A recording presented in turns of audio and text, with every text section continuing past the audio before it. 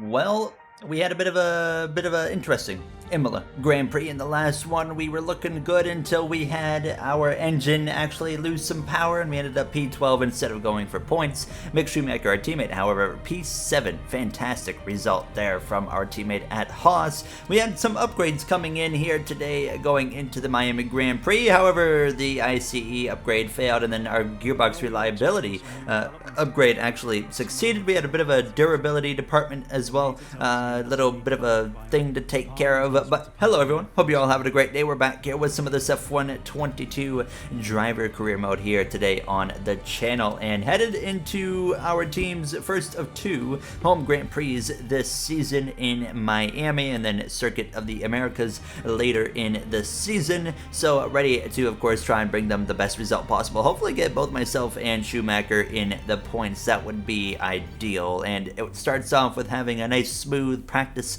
and then going into qualifying and having a very strong qualifying effort here. Very high speed focused circuit here in Miami with an unbelievably long back straightaway, and then of course you go through the really weird section after the straightaway, and then you have another long straightaway heading down to the final few turns. So it's an interesting circuit here with the Hard Rock Stadium as the main selling point here, and fake water as well with some yachts on it. So definitely an interesting circuit here in Miami now, as we found ourselves succeeding pretty well in practice with the practice programs and beating the Delta times with really no issues. Now the Haas is actually very solid in a straight line, so I had decent expectations for this car for this weekend, at least leading into qualifying. Now, as you can see, going green, a lot of green here, but I was definitely slower in the first sector in free practice one, but once again the straightaways were just, we were able to basically make up any form of time we lost, and then some. It would just continue to increase, so we would be about 8/10 of a second. That was about usually what we were doing across the line here, is 6, 7, 8/10 of a second better, and you can see we ended at FP1 in P14. So focusing in on qualifying, you look back in Imola, we qualified P11 for the sprint race, and we was very happy actually with the pace there, and hopefully we can just bare minimum Q2 it here again today in Miami. I'm not really expecting a Q3. We had a Q3 earlier this season, and that was at Jeddah there for the Saudi Arabian Grand Prix, but I really didn't have that expectation here in Miami. Main reason being, although we did have a few upgrades coming into this weekend, the car is still lower on the R&D compared to the other teams than where it was earlier in the season, going for a bit of a spin here in Q1, so that scrapped our first attempt, and we didn't get a second attempt in till late in Q1. So suddenly, just like that, in a flip of a switch, the intensity was turned on, and the possible, compromises here of having a lap pushed this late with no prior lap set obviously is quite high right now, and we are P20. Schumacher, by the way, P19. So what is going on there? Mick not with a very good lap. I'm right behind Valtteri Bottas, who's currently P15 on the board, trying to pick up a bit of a slipstream from him here with the DRS enabled as well, but wasn't really able to get much of a benefit there. You do see the engine icon on, by the way. That is due to the fact that our gearbox is pretty worn coming into this race weekend, however, not to a point where it's concerning to our need to change it. So I decided to just simply, not change it and keep it for this weekend only, and then we'll switch it going into the Spanish Grand Prix. But overall, it was a pretty good Sector 1. It was a pretty good Sector 2, but here we go. We're going to find out how it's really going to fare out here. Schumacher's coming through to cross the line right now, and he betters his position. He's into Q2 currently, and we are going to come through to cross the line. We are not going to advance into Q2. We are out in Q1 P17 in Miami. An absolutely embarrassing effort there. We are out in Q1. Our teammate of Mick Schumacher, that was where my questioning was. It looks like P15 possibly for Schumacher. No, Schumacher's out as well, P16. So both of the Haas cars out.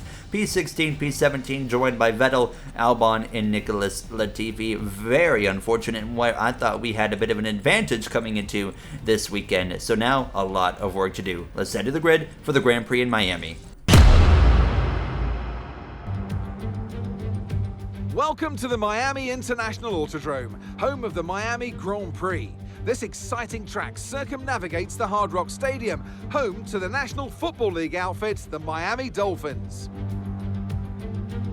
With great opportunities for wheel-to-wheel battles featuring 19 corners, 3.36 miles long, and expected average speeds of 138 miles an hour, The Miami International Autodrome will be sure to create lots of chances to overtake.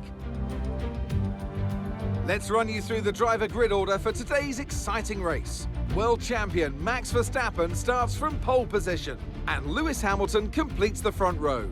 Moving on to the rest of the grid, we have Leclerc, Russell, Sergio Perez and Sainz, Norris, Fernando Alonso, Ricciardo and Esteban Ocon, Gasly, Tsunoda, Valtteri Bottas and Joe, Stroll, Mick Schumacher, Golden Boy and Sebastian Vettel, Albon and Nicholas Latifi. It's almost time for the lights to go out, so let's head down to the track where preparations are underway. It's race day yet again, and joining me for a chat is Anthony Davidson. And our racers are certainly in for a rough day today. What will you be watching out for as they head into turn one? Well, the start of the race is always one of the most nerve-wracking parts. You have to hope that everyone is able to get off to a clean start, and this is possibly the trickiest part of the entire race. So many drivers in such a small space, and finding your braking point into turn one as well. It's a testament to the driver's skill that there aren't more incidents.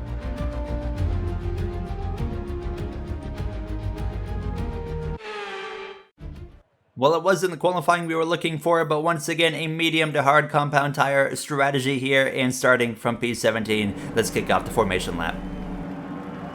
The formation lap gets underway, and every driver will be looking to settle in for the race ahead, making sure that their car is ready for the battle once the lights go out.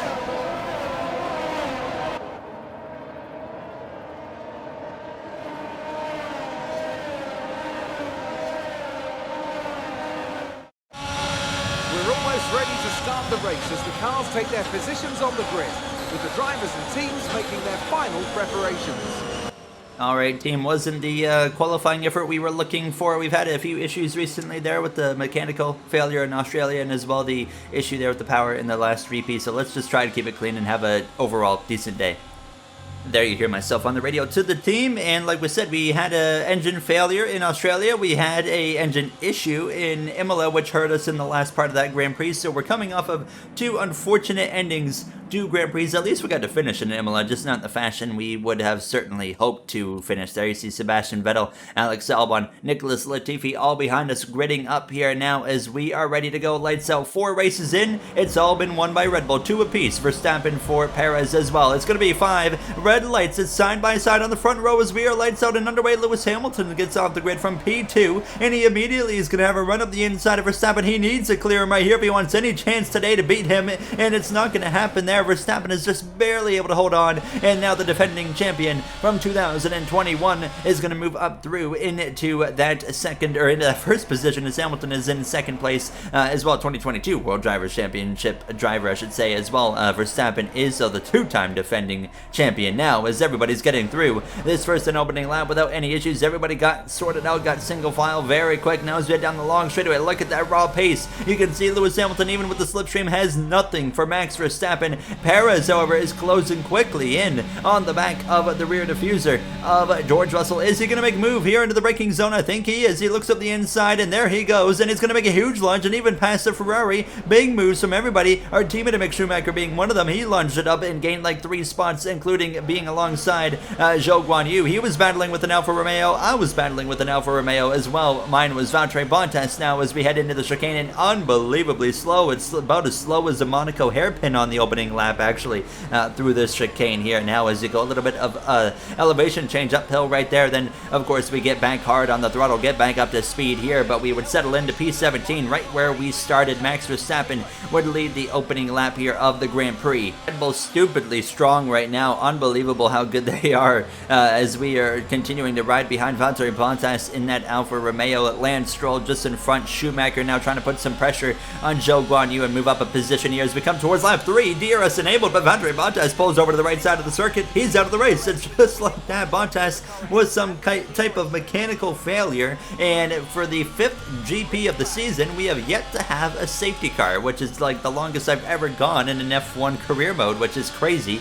But we've had nothing like catastrophic happen yet. It's been a lot of mechanical failures, a lot of storylines, but not a lot of results there. Zhou Guanyu misses the braking zone on lap 4 at the end of the long straightaway, opens the door for Mick Schumacher to try and gain the position here. They're going to be wheel to wheel into the chicane, which is perfect for myself because it allows me to do this right here, close right up on the back of this battle. Lance Stroll, fellow Canadian, involved as well in it, but Schumacher, it looks like he's going to take the position here, but I think Zhou Guanyu is going to be the one with the DRS, but Stroll has a pretty good run already. He's going to have the DRS wide open, so will I here now, and Zhou Guanyu, is he going to make a move? Yes, he is, to the left side. Stroll, he's going to go to the right side and make it 3 wide. Schumacher in the middle. I have nowhere to go other than just having a beautiful viewpoint of this mess right here. There's still 3 wide through the braking zone, through the apex, and here I am all over the rear wing of our teammate Schumacher. Now, it's been constant battles with Schumacher this season for not only myself, but for drivers like Zhou Guanyu, Valtteri Bottas, but unfortunately, we are 0-4 right now against our teammate Mick Schumacher in races. We have not beat him in a race, but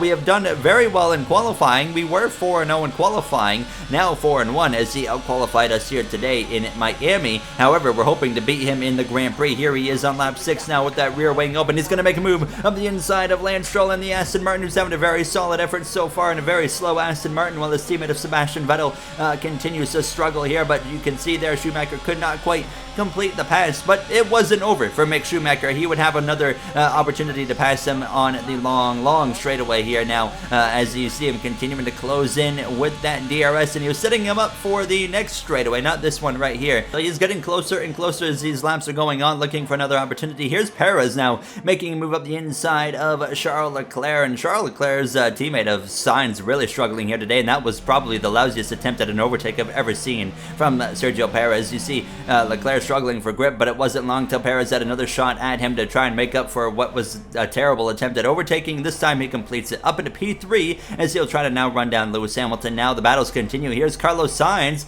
to the right side of Fernando Alonso in the Alpine, having a good run. Fernando Alonso is P7, his teammate of Ocon P9. Now they're P8, P9 as Sainz moves up into P7. The two Spaniards racing each other right there. As you can see, I was under attack from Daniel Ricciardo coming to the end of lap 11. This was Ricciardo actually on fresh medium tires, so he had already pitted. I believe he started on the soft, which is why he pitted so early, but he was so far ahead that he's already passed us. So you can see now lap 12 as we got Zhou Guanyu continuing to slowly reel us in as our mediums are starting to fall off a little bit, and Mark is going to come over the radio and say we see a problem and we're looking into it. That's the 3rd Grand Prix in a row now we've heard that. We got a 50% success rate so far. We heard it in Imola, we were able to continue on. We heard it in Australia, and our race was over within about half a lap. We're probably about to hear another update from Mark any moment now as we get that rear wing open, start lap 13.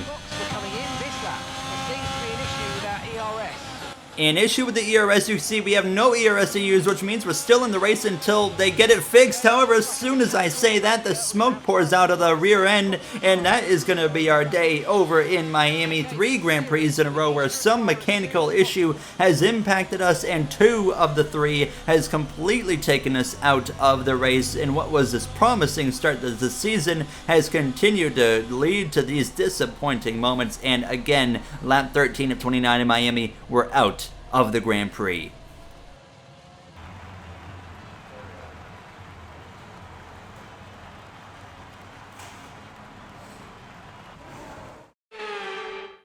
They've done it then. A truly magnificent win here at the Miami International Autodrome.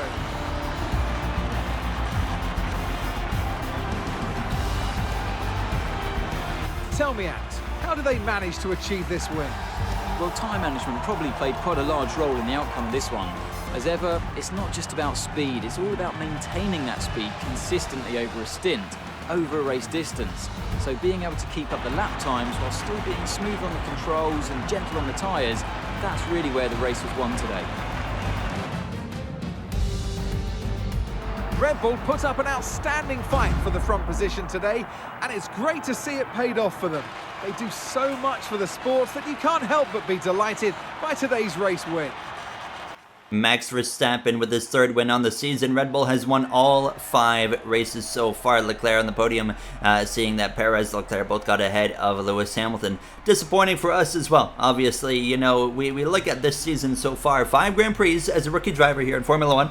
Bahrain was the only race where we didn't have an issue. That was the only one that went issue-free, because we had Jeddah where nothing went wrong with the car, but we had a big pit error that costed us a bunch of time. Australia, the car failed, and then Imola in the last episode we had a power issue, and then today the car failed as well. So it's getting very, very frustrating here to deal with, but obviously we just have to keep looking forward and into the next one being the Spanish Grand Prix there at Circuit de Catalunya. Hopefully we can get a nice result, but it's just been an up and down start to the season. Our team and Schumacher out of the points for the first time. Not the greatest day for Haas. We have some work to do going into Spain, where we might have a massive upgrade package at least, so hopefully we'll have that all succeed and have some good pace there. And if you guys enjoyed, you know what to do. I'd like to thank you all for taking the time of your day for watching the episode as you see Verstappen extends his point gap to 19 points over Perez, and we'll see what Carlos Sainz and Fernando Alonso can do in their home GP in the next episode. See you guys next time. Have a great day, everybody.